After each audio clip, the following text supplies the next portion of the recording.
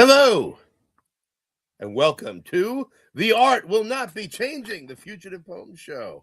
I am your host, Christian Matteo, co-founder of Fugitive Poems, and we've been rocking it. We got one show after another every Thursday. In fact, I have something to ask you guys about that.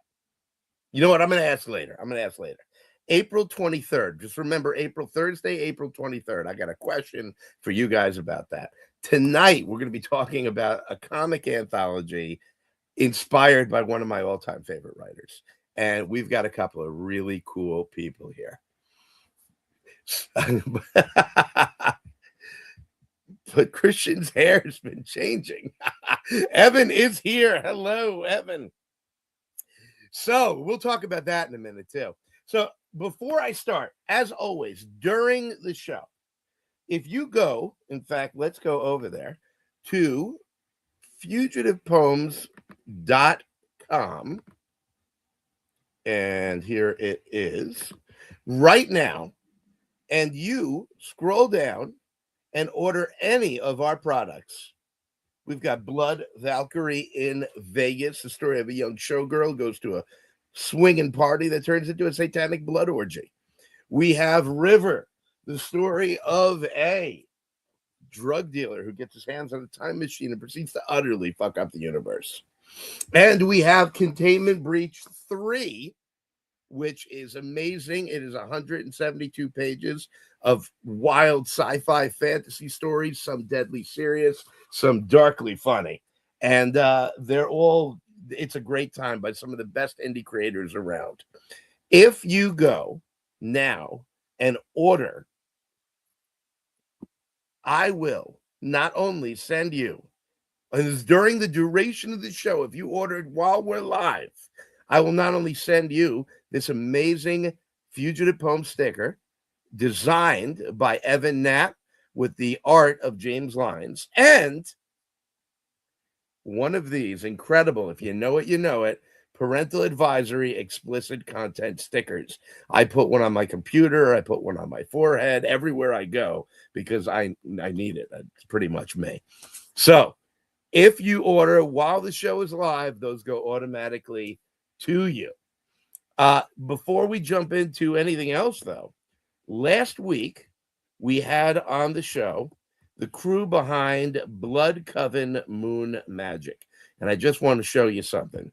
So while they were on the show, they got a bunch of what's the word for it? Why can't I think of the word for it? Pledges. And they just kept going. They are funded. They're almost at double the funding number. If I could do math, I would tell you if that were true, but I can't. And this book is amazing. So Blood Coven Moon Magic, one of our guests tonight is in this book as well. And I recommend highly that you check it out on Kickstarter, Blood Coven Moon Magic. But tonight, we're here to talk about a different anthology. Tonight, we're here to talk about an incredibly cool cosmic horror comic collection. And to do that, I'm going to bring to the screen, for my first time meeting this gentleman, Devin Whitlock. Hello. Devin, how are you? Hey, good. Thank you for having me. Absolutely. Welcome to the show. And Tom Lynett. Again. If you watched last week, you know he's becoming a recurring character. Let's see. We've got Mark saying, "Oh, dramatic glasses." Yes, because I do it every week. Evan saying, "Howdy, Evan." Oh, no, nice. No, dang, no, I want Jello. And on his ass. So this is just gone sideways. Fugitive Poems will make you rich and famous. Come on this show. Exactly true. Now, Evan, before I jump over things, Tom, sir, you said the plague mask. Yeah. You said, you want it? I mean, can you get the plague mask? You give me like 10 seconds, man. You start talking to Devin, I'll be here with a plague mask on my head. No Let's do it. Folks, you give me an hour, I'll get you a toe. You want a toe? Last week we had a Lebowski reference. I love it. Thank you. Great. It can be a recurring. So, folks, the background here is that Tom Lynett said if I wore this damn hat again, because I've been covering up, I need a haircut, that he would wear his wife's key important ingredient to me here. Plague Doctor mask. So I made sure to wear the hat. Yeah. How can you not? Yeah. So see if he comes back with it. Devin, I've got to ask you right in front of you. You've got Saint Alban. Yes. What is that? So this is my self-published comic, The Passion of St. Alban of the West. It's it's a collection of 3 short comics, and the character who's the main character in this comic is also the main character in my Dreamlands anthology piece. Do you know? I think I've read this. Did you put it up on the Jam at some point? I don't think I put it up on the Jam. I'm aware of this somewhere in the mess that's my head. It's available on like my online store, and I just put it up on Comics One too. So, can you do me a favor and throw your online store in the chat? This way people can get it. Yeah, you bet. If they want to. Oh yeah, because that. Let's see. Where the hell is Tom? He's back. He's back. And by the way, Mark said something I always forget to say. Help us build the brand. Like and subscribe. Folks, when you see the ads for the show, hit notify me. Please subscribe and like the videos. We're doing great. We're getting a lot of viewers every week. People watching afterwards as well. It's really cool. So do us a favor, subscribe, like, and let's talk Tom. Tom, what do you got? Sir. So one of my kids must have got it. It wasn't where it was supposed to be. It's the plague mask is somewhere in the house. I don't know where it is. I apologize. Well, it's okay. I was trying to trick you into it anyway. Yeah, because I got a haircut. I only wore the hat to get the plague mask. I finally got a haircut. So I know everyone at home is incredibly relieved.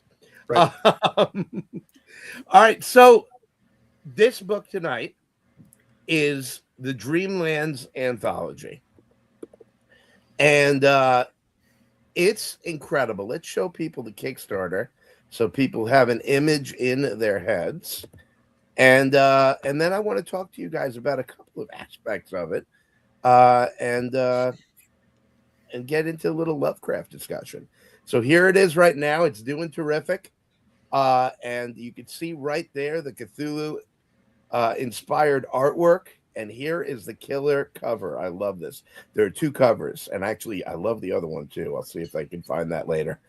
So this is the Dreamlands anthology. And the thing about Dreamlands is if it's inspired by H.P. Lovecraft, you have to be aware of the great H.P. Lovecraft. I'm a huge fan. And what I'd love to know, and I'll start with you, Tom, is what was your first? It's a very personal question. I'm going to ask about your first experience. How did you first come across H.P. Lovecraft? You really want to know? Oh, unquestionably. Make it as filthy as possible. I've heard, okay. I had heard of H.P. Lovecraft. I had never read a single word of his until I saw an ad that Ludi put out for this anthology. Swear to God. And I thought, Lovecraft. Well, I guess this gives me as good a reason as any to read some H.P. Lovecraft. So I did like a year and a half ago.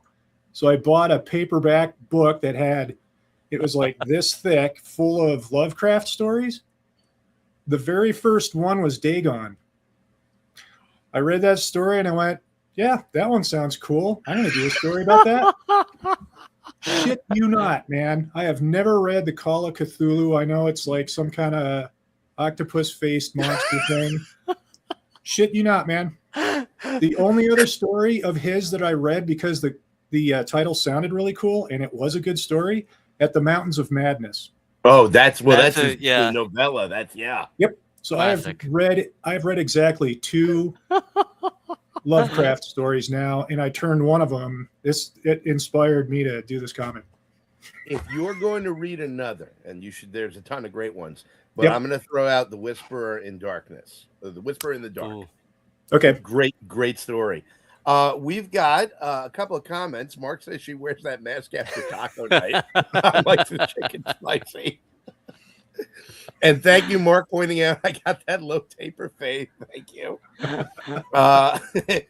Kung Pao. Thank you, DBL 100. Let's see. We got some more. Tom, you got some Henry Rollins vibe. Thank you. I take that as, every time anybody brings up Rollins when they're talking about me, I take it as a compliment. I'm hip to absolutely. How do you not? it. Totally hip Mark, to it. Mark has seconded it. Devin, tell me about your perhaps more expansive. I don't know. Wow. Talk about striking gold. Yeah, I actually have the exact opposite experience. I was introduced to Lovecraft in like the 8th grade, or like it was definitely before high school. But like a friend of mine, Cy, he's actually the friend who introduced me to comics too. So I owe him a lot at this point. But he had this like collection of old pulp stories, and in amongst them was the music of Eric Zahn. Which, yeah, but the funny thing is, like, we were like, 8th grade, we didn't know any better. We're like, this is boring, and then just like left it alone. Didn't touch the Lovecraft or Cthulhu mythos for like until like college, and then I picked up at the Mountains of Madness, and then just introduced the whole thing, and I was really interesting because I kind of got back to Lovecraft kind of like from other things that had inspired him, because I read Joe Lansdale's, and I forget the artist, but his Jonah Hex like reimagining, like the 90s, early aughts, and that had a lot of the Riders of the Worm and such was the story arc, and it had obvious Lovecraft influence. And it's interesting because if Riders of the Worm was part of it, then that would be a reference to Lovecraft's nod to and now I blanked on his name. Conan the Barbarian creator. Robert E. Howard. Robert E. Howard had the other MacMoran who fought with the worms and actually unleashed them on his enemy, and they were very, very close. They were only through the mail best friends. He was one of the people that Lovecraft was like, take my shit and do what you want with it, create it, go on with it. And they used each other's creations very often.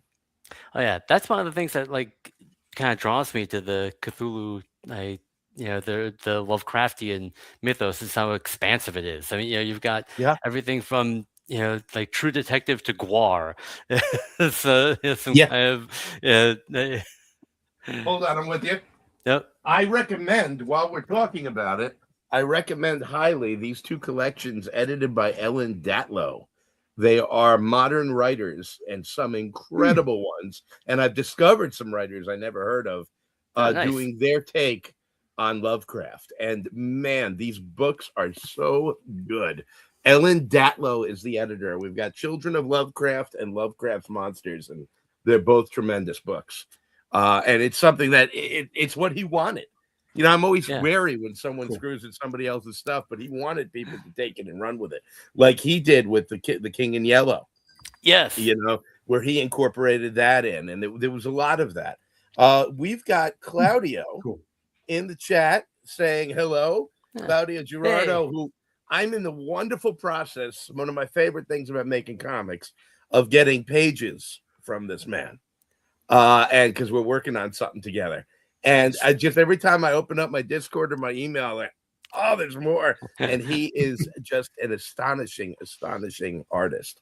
Mark points out, he says, I teach The Outsider and The Terrible Old Man. I dig his short stories. And he also said it's easy to write.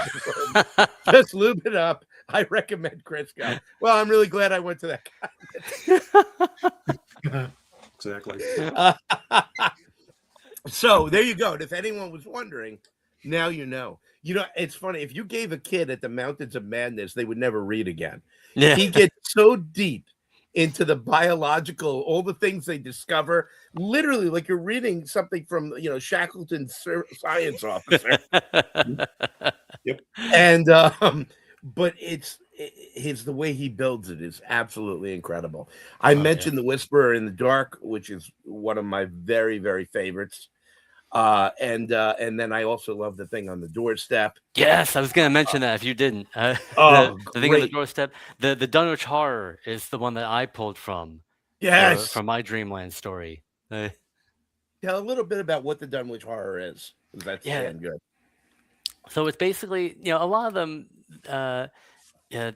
There's like a small New England town, and it gets you know, something weird and mysterious happens, something unknowable, and then through some like occult dealings, you know, they either, you know, succumb to complete madness, or they somehow defeat this otherworldly, unknowable creature. And the Dunwich Horror is no different. I forget the name of the family, but they're like they try and like create like occult knowledge or forbidden you know, texts, and they get you know, wrapped up in you know, kind of mystery that the rest of the town doesn't understand. But you know, that typical you know, sort of New England, you know, oh, you know, we're just gonna, you know, ignore that. You know, the cattle's gone missing, and you know, we hear strange noises in the night, but we're gonna, you know, just you know, pretend like everything's fine. Right. Yeah, and it really is such a great story for dealing with that feeling of his, that mood that he creates. One of the other tropes that he has is the scientist obsessed with non-Euclidean math, and I love Dreams in the Witch House. Actually, if you would like to hear or read my thoughts on it, folks, there's an essay I wrote for the Capital Horror. They put out the Bleeding Margin magazine, which I was honored to be published in their first issue of my short story, The Nest. But there's a link to the little essay I wrote there about my problems with math and Lovecraft's. So you both took inspiration from these Lovecraft stories. What was the call the call of the anthology? What were they looking? What did they want you to do? To have direct Lovecraft references, or in the feeling of? Yes. Yeah, it was pretty open-ended, honestly. They didn't even ask for, you know, any kind of art or you know, concept. It was basically just give us a one-paragraph pitch, and I already had a Lovecraftian story in mind, with starring Albin of the West. It was originally, you know, like a full 24-page issue. I had to like pare it down to, I think the limit was 8 pages. I managed to get it down to 6. Oh, wow. I always go for the max. Yeah. I'm like, you let me do how many? I'm going to do that. Yeah. I tried to get it down to 4, but there's a double-page spread that I was like, I need to have this in here. Yeah.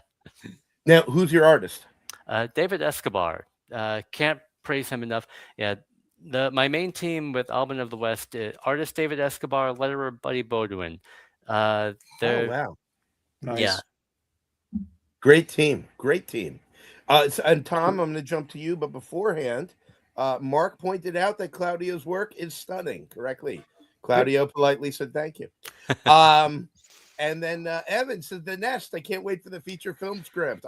It is on the list of things to do, Evan. Evan was one of my early readers, and as was Mark, and he edited it for me, and apparently it worked because it got published. Mark has been my best friend since 4th grade, and we are each other's editors, and he is a tremendous writer as well. I shouldn't say as well. That implies that I am. He is a tremendous writer. I throw words at a page. Tom, Sir. I happen to have an inside scoop here, but I'm going to pretend like I don't. Yep. Your story, you already said, was inspired by the first H.P. Lovecraft story. Yep. The first one. That's Dagon. Can you tell us a little bit of what the story's about? Not well. Let's see. It's a fish deity. That's all I remember. I'm going to be honest with you, man. I read it and I went, "That's the one." And I wrote my story, and I went on to At the Mountains of Madness and went, "Huh, Lovecraft is kind of cool," and left it at that. Well, Dagon connects even to the horror at Innsmouth, and his fish god thing is omnipresence in his stories. And what did you do with it? Tell us the basics of your story. So what I did was many moons ago, when I was a younger man and not as broken down and not as many broken bones, I worked on a fishing trawler, big boat out of Alaska.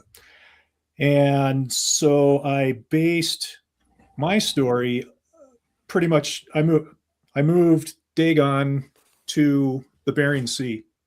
And basically what happens is his son gets caught up in the boat's large net, and things don't fare too well for the fishermen for doing that. Basically, that's the gist of the story. So Tom let me read this script, which I was really, really happy with. And you didn't, Devin. So you're, I feel the same way about you.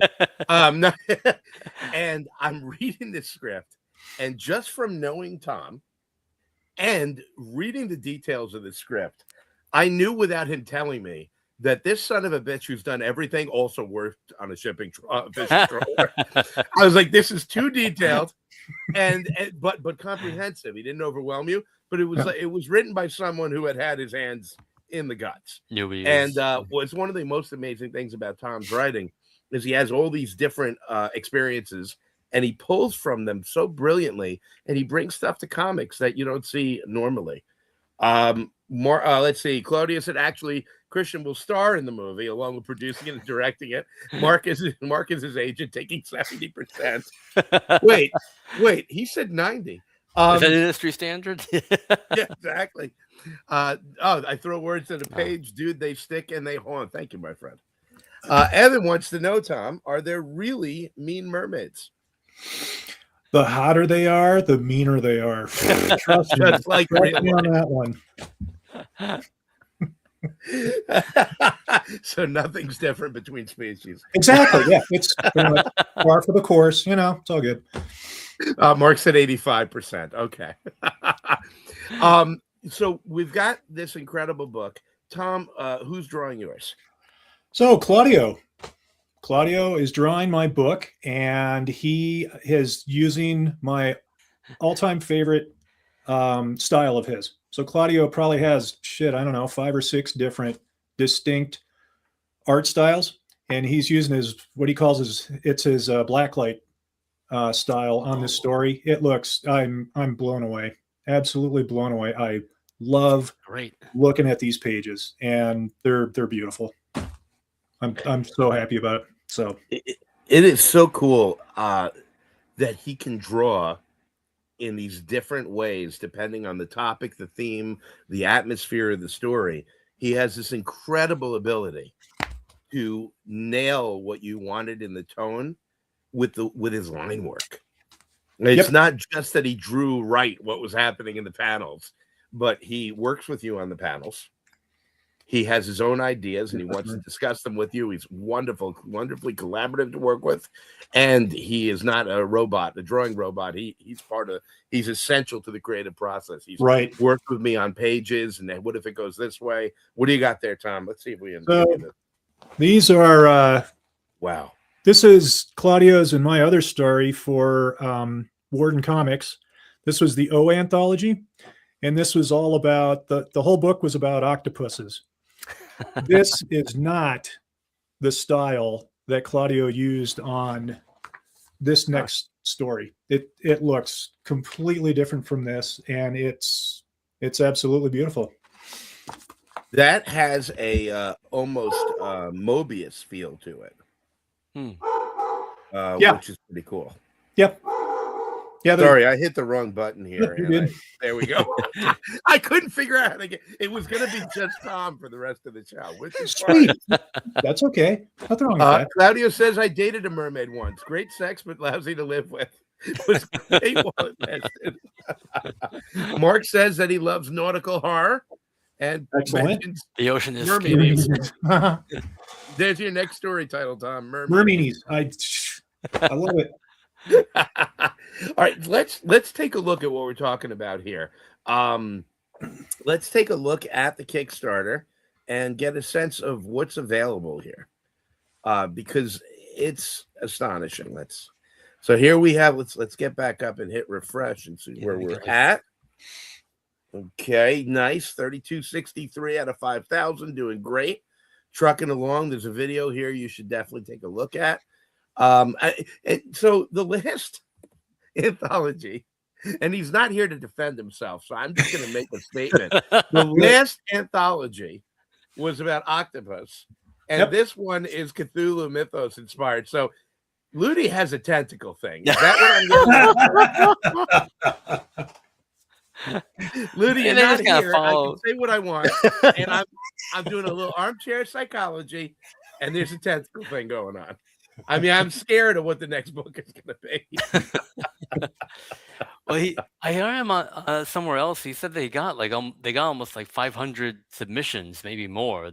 So I think there might actually be like a Dreamlands Volume 2. Well, he definitely put number 1 on this. I did notice that. I think he does. Yeah. Yep.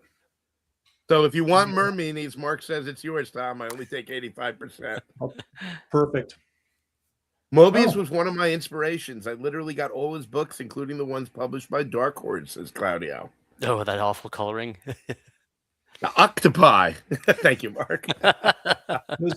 It's horrible. So let's scroll down here. We got this great cover and a collection of images of what we're going to see. But let's go a little further. There's Devin Whitlock, The Descent. Devin Whitlock. Do we have? Hold on. I thought there were. Oh, it's all in the. It's all small. All right. Well, let's go back up to that first image and take a look there. I was hoping for. Yeah, these are the pages from the comic. And I'm going to let this fill the screen here, and we can talk about it. If that worked. Yeah. So you get worked into this anthology. How is it to work with Warden Comics and Ludi Saxter? You want to go, Devin, or do you want me to? Yeah, I was gonna say, Tom, you've worked with them more than once. This is my first experience working with them, but they were great. Very communicative. Let me know when what the deadlines were, what the terms were. They sent here's the Google Drive folder to deposit everything in. And for my part, I'm very much okay, get the work done. I had the script ready to go even before I got the acceptance. So Yep. Tell me 1 second, Tom. Tell me about that. You read the prompt, excuse me, and all you needed to do was send in a description, but you wrote the whole script. I had a whole story pretty much ready to go. Yeah, because like I said, I have like a Lovecraftian issue for Alvin of the West planned out. It again much longer. It's about like the Confederacy gets roped into it. It's a whole thing. This I had to like pare it down to just 8 pages. I tried to get into 4. I got into 6. Removed like every subplot. Basically just down to the bare minimum story beats. But I knew exactly like I knew what images I wanted. I knew what pages, the number of pages I wanted, and so I just kind of worked it from there. Okay, so I'm the same way. I fly by the seat of my pants. I cannot write the summary of a story until I've written the story because I have no idea where it's going to go. I wrote a short story this week based on a concept that hit me right before going to bed, and it turned into something that was not at all like that. The story tells itself to me. And so whenever people are like, well, just give me a synopsis, I'm like, I got to write the whole damn thing first. Otherwise, I have no idea. Now, Tom, so you were in O. Yep. And then you submitted for this one. How was it? Were there any differences working on O versus working on Dreamlands? They're completely 100% different between the two. So the story that I wrote for the O anthology is a full-on comedy. There's nothing serious about it at all. It's all supposed to be funny and what have you, and that's it. This one, there might be 2 lines of dialogue between 2 of the fishermen that's vaguely funny, but the rest of it isn't at all. It's a horror comic. It's one of the very few scripts actually that I've written that I left all the humor out of it, basically. And I love the title. Dagon Rex is great. Yep. I don't want to say anything about it because I don't want to give anything away. The lines that you talk about being a little funny between the fishermen are very real. Yeah. It's not like you're injecting comedy for the sake of comedy. These are men working and talking. And then shit goes down, and it is just tremendous. I put the link to the Kickstarter in the chat here, so please do check it out. Oh, Devin, you and here, let's put this. I didn't realize you put it in the private chat. Oh, whoops. No, that's just for private dances. Yeah. There we go. If you would like to actually, so before Dreamlands comes out, get your hands on the Passion of St. Alban of the West. And this way you'll be reading the sequel in the Dreamlands anthology, and you can be down with St. Alban of the West. One of the things I wanted to mention is that Tom, Devin, and I are all members, and I've said this ad nauseum on this show, of the Comic Jam. We're all members of the Comic Jam. If you go to the Comic Jam /medium.com, every week there are brand new one-page comics put out. This is the most productive Discord group I have ever seen. Oh, man, it's a collection of comic writers and artists and letterers and a couple of colorists who every week there's a theme that's voted on by the group. And for example, this week the theme, and I haven't written mine yet, is Raccoon Ninjas. And you write a script. The writer, anyone who wants to, write the script for it. If they're selected, they get paired with an artist and a letterer, and it gets made. And 4 weeks later, 5 weeks later, it's up on the website. And it's an incredible, incredible way to practice your craft. And that's how I met Devin, who's just a stellar writer, and Tom, who you know I love.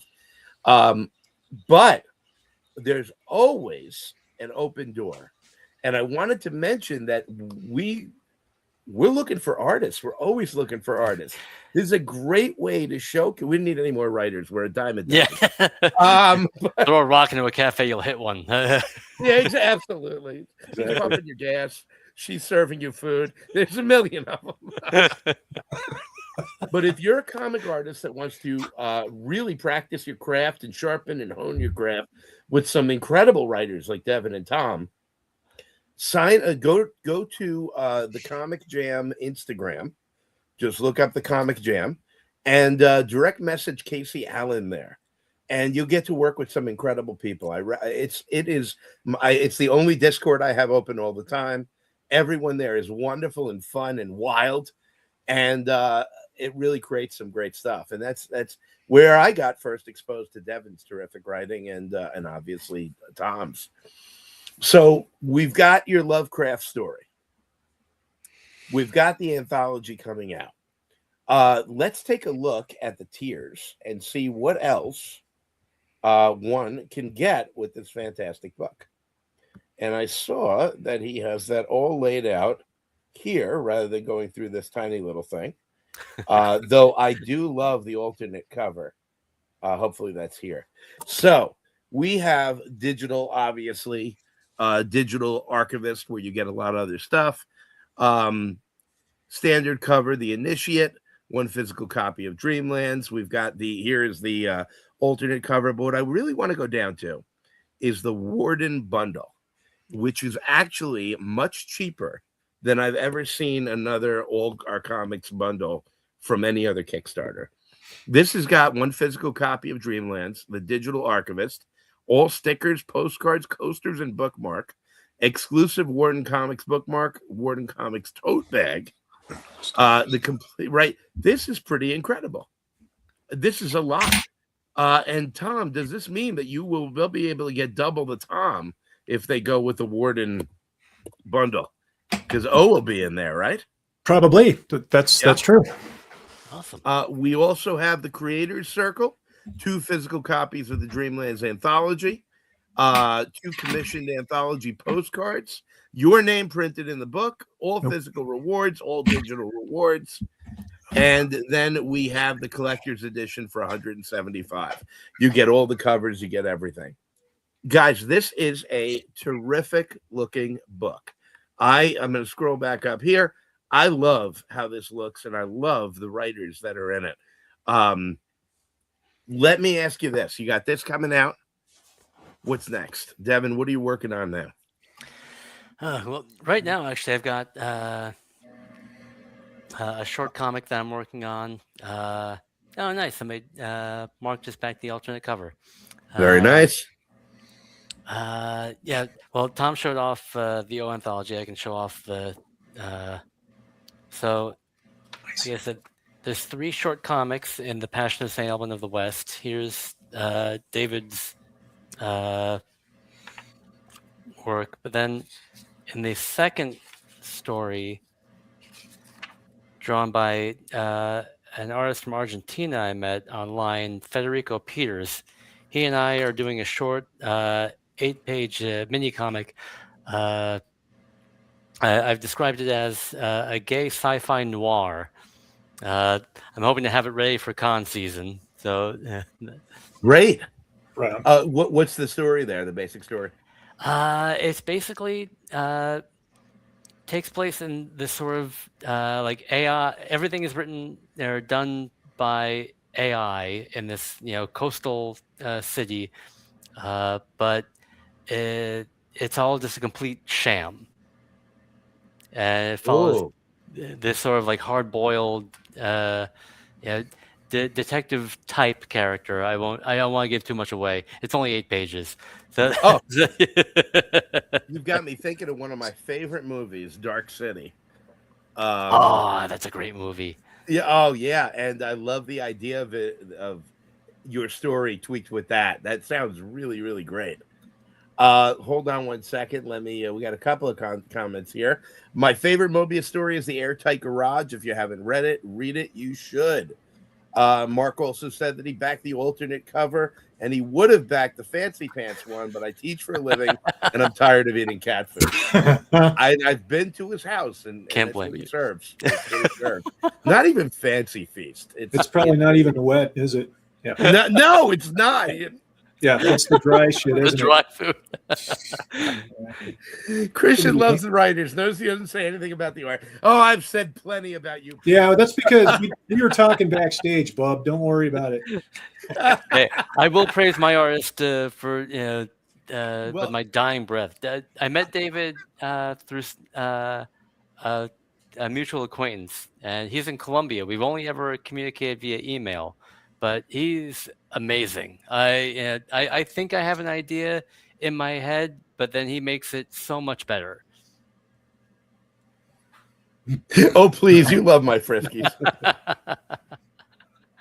Yeah, how great of an experience is that? Tom and I were talking about this a bit last week.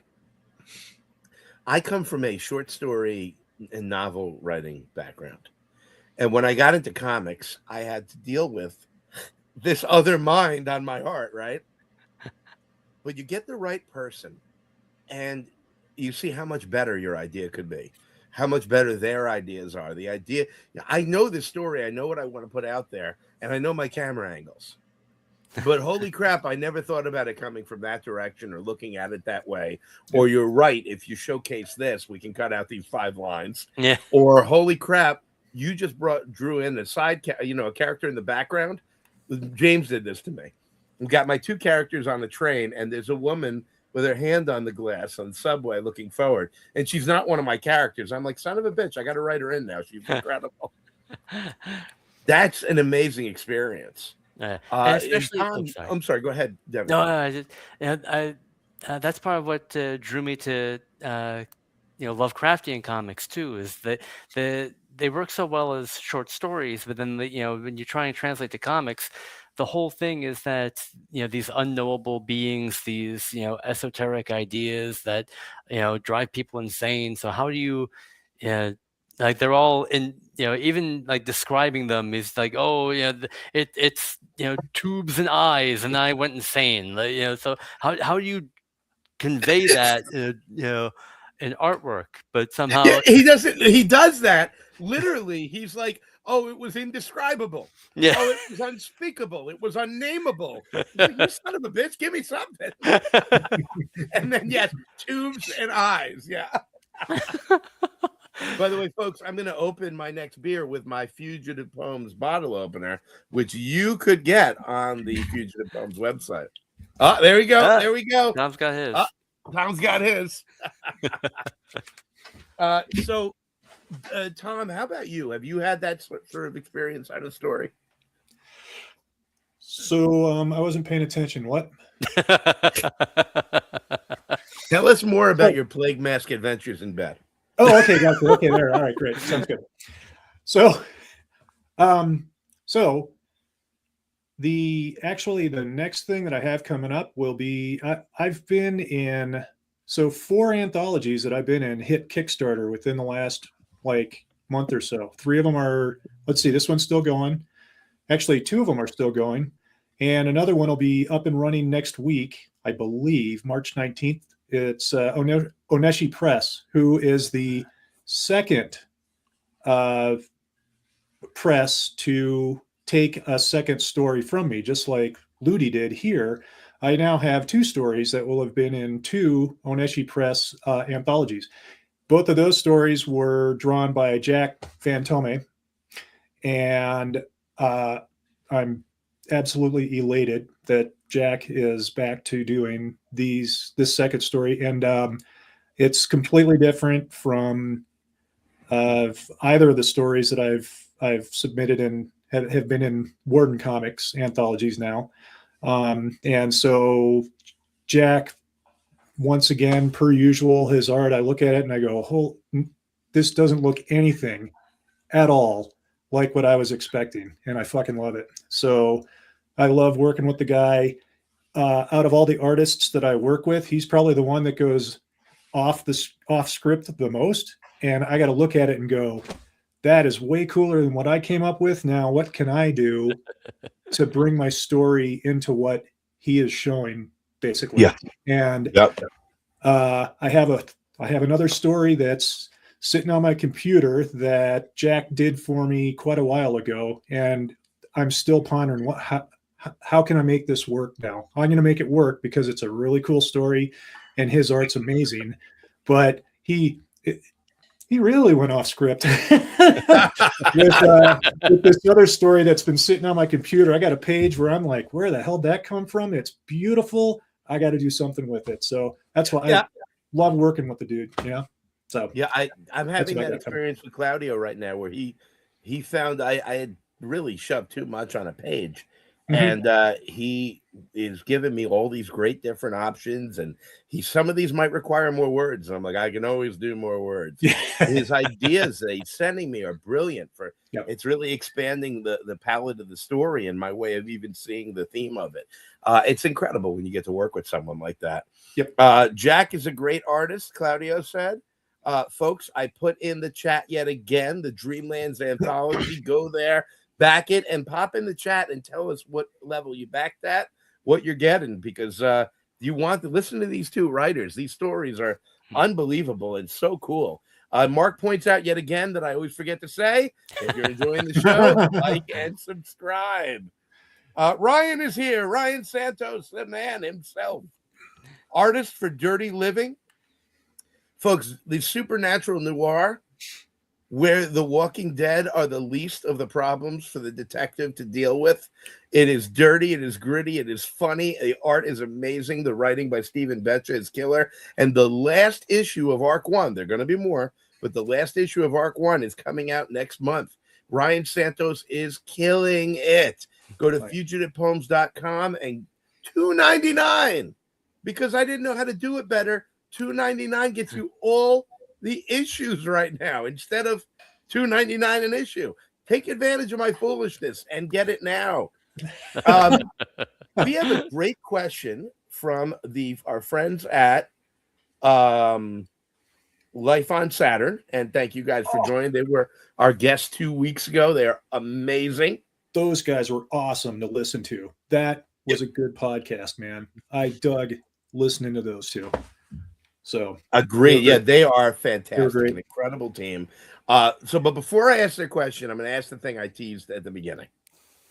April 23rd, one of the most important days in history, is a Thursday and my birthday.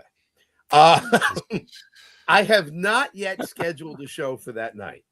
I've been debating. I don't know how sober I'll be.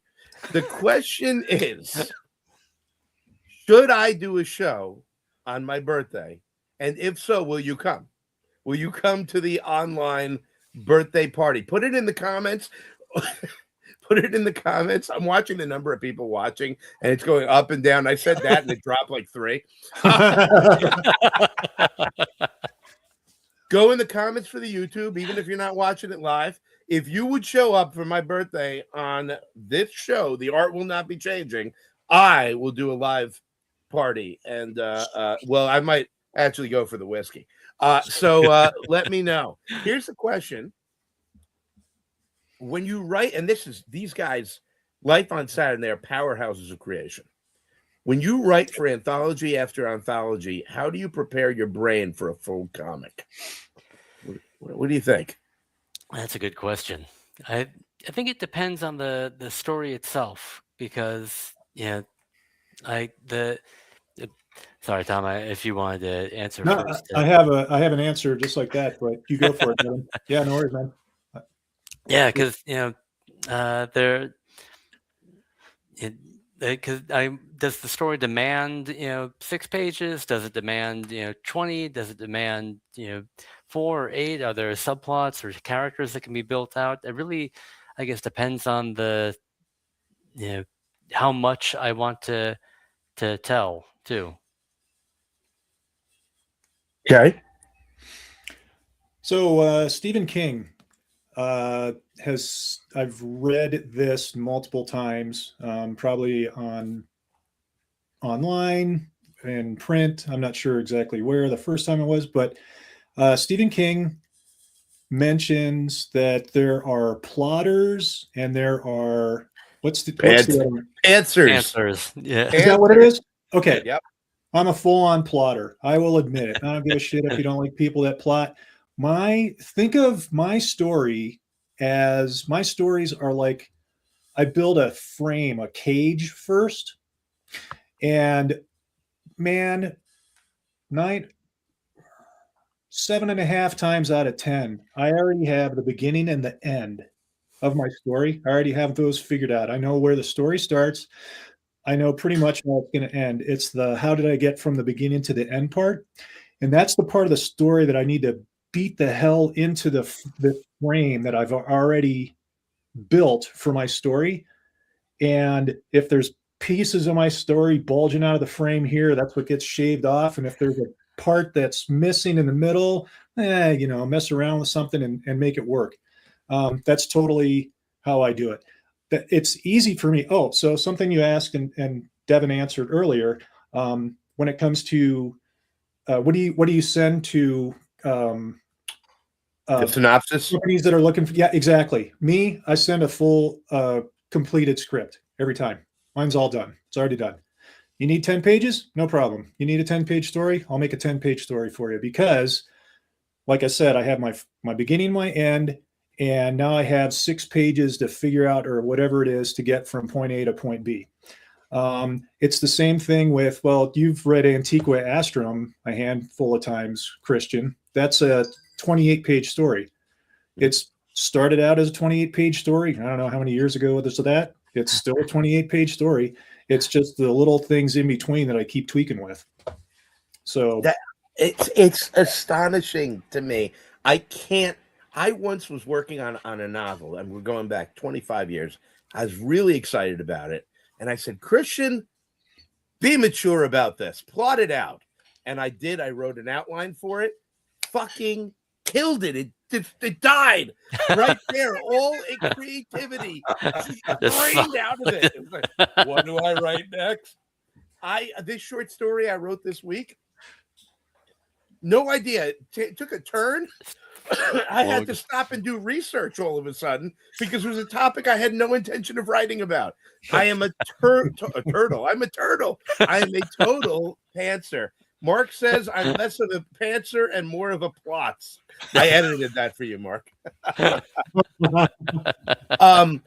Devin, do you maybe I'm getting confused. Do you work with outlines too?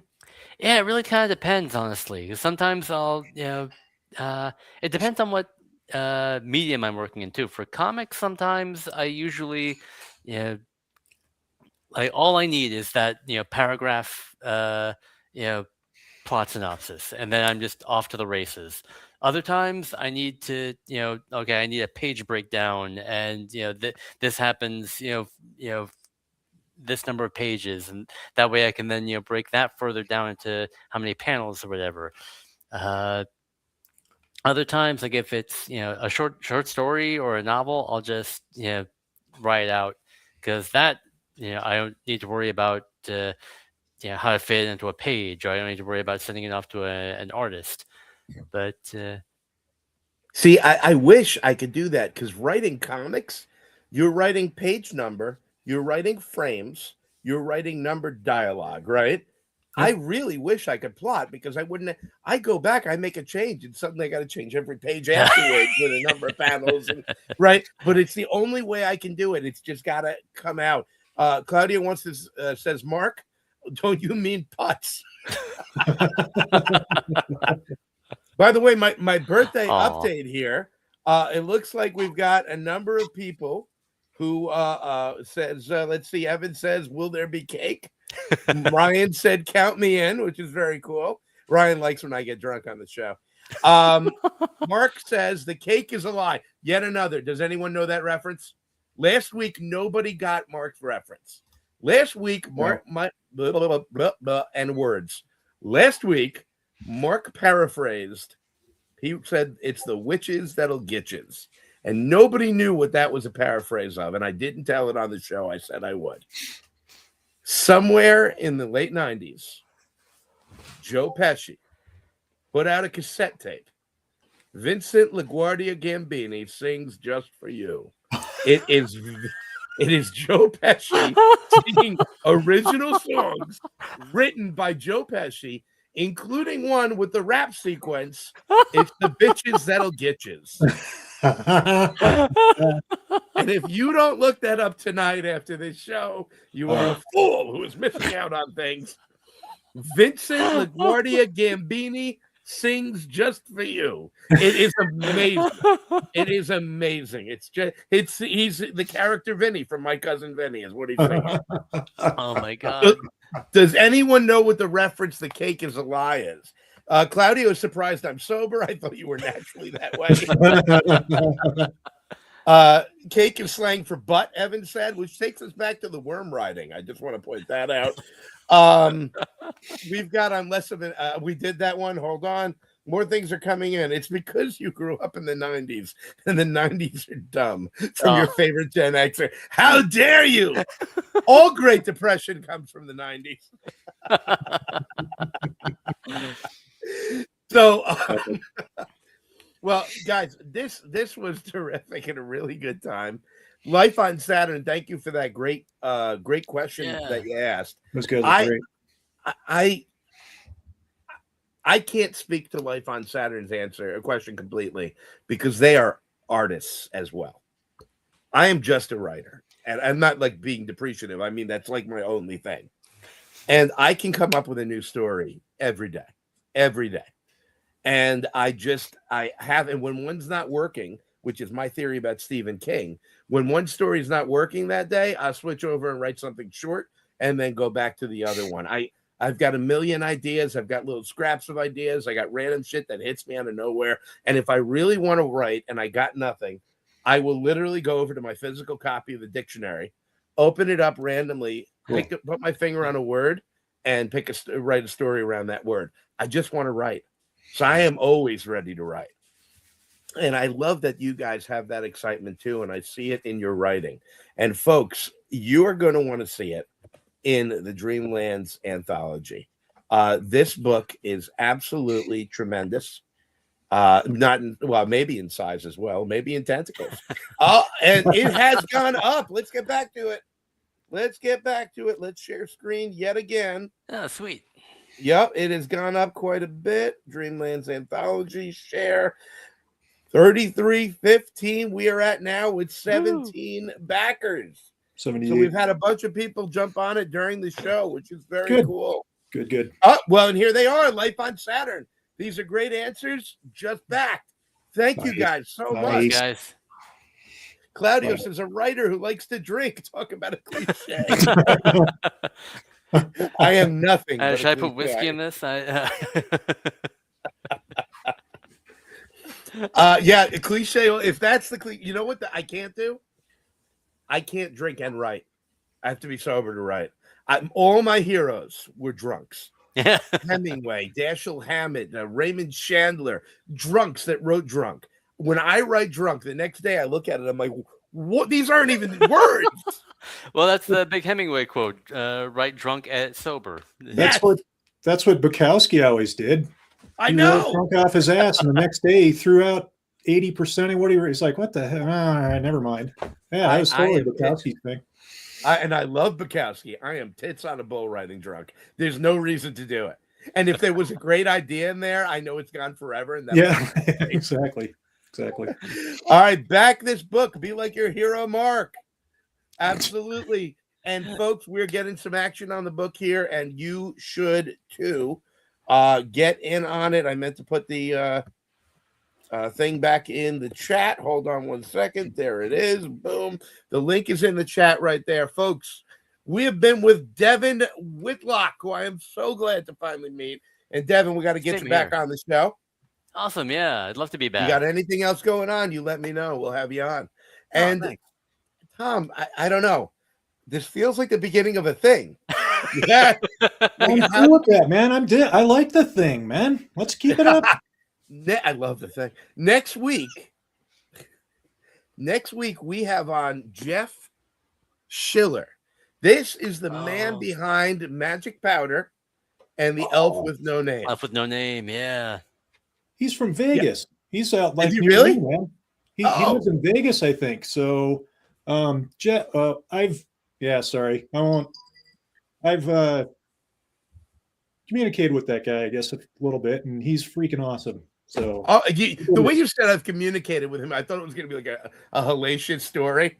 No, I was like, oh, he's from Vegas. One of these days, I might be able to hit con that he's at. But yeah, I got his books are great, man.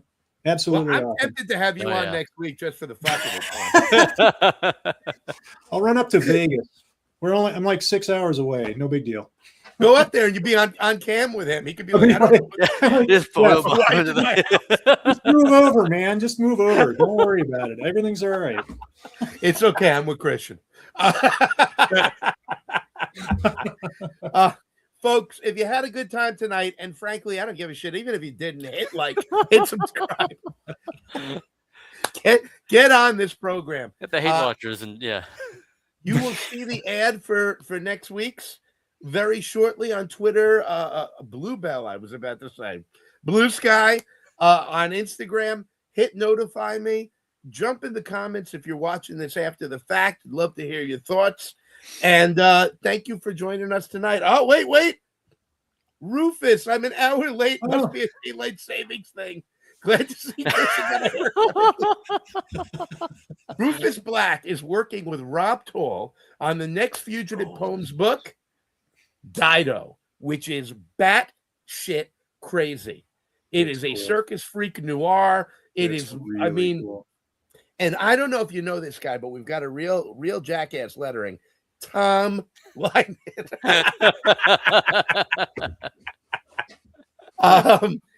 Folks, this has been Devin Whitlock and Tom Lynott. I am Christian De Matteo. We are Fugitive Poems, and we make comics.